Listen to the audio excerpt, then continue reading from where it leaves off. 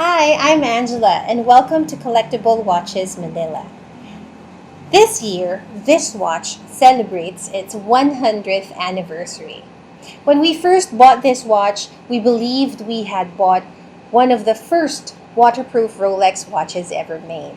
So that led us down a rabbit hole to find out more about one of the most important stories of watchmaking history. And when we discovered that the story is more complicated than what we thought, this made us appreciate this watch even more. Today, we rarely think twice or worry about our wristwatch getting wet. But 100 years ago, water was the biggest enemy of the wristwatch. Water and moisture could enter through the crown, the bezel, or the case back. Building a completely waterproof watch was the biggest struggle for the wristwatch makers back in the 1920s. Everything changed in 1926.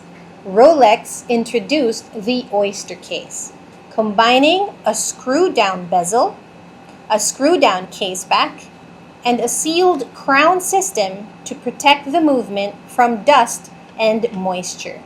The Oyster became the world's first commercially successful waterproof wristwatch, and it changed the future of wristwatch design.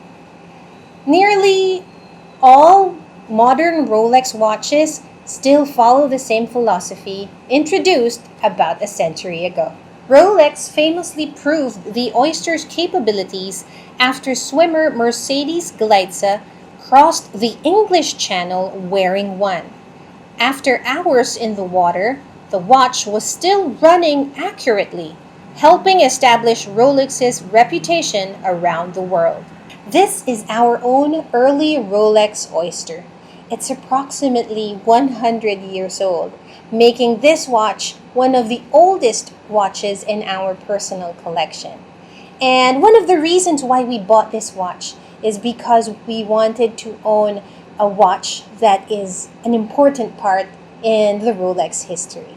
After researching about the watch, we found out something interesting. While this watch belongs to the earliest years of the Oyster line, the exact history of the earliest Oyster models is more complex than we first believed.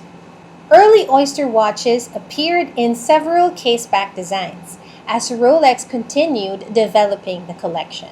Even after a century, this watch still carries many features that made the Oyster revolutionary. The finely machined screw bezel, the threaded case back, and inside the case back, patent markings connected to Rolex's early waterproof technology. Over its lifetime, this watch has almost certainly been serviced.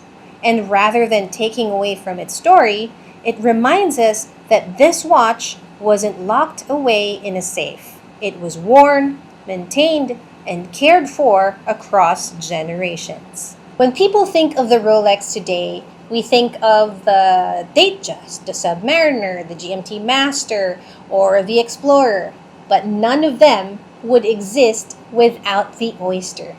The Oyster isn't just another Rolex model. It is the foundation that shaped nearly every Rolex that followed. And that's why we've decided to keep this watch in our personal collection. Because every time we look at it, we are reminded of one of the biggest milestones in the history of wristwatches.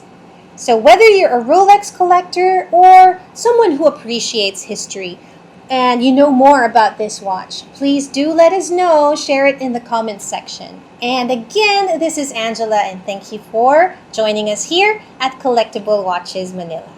Bye!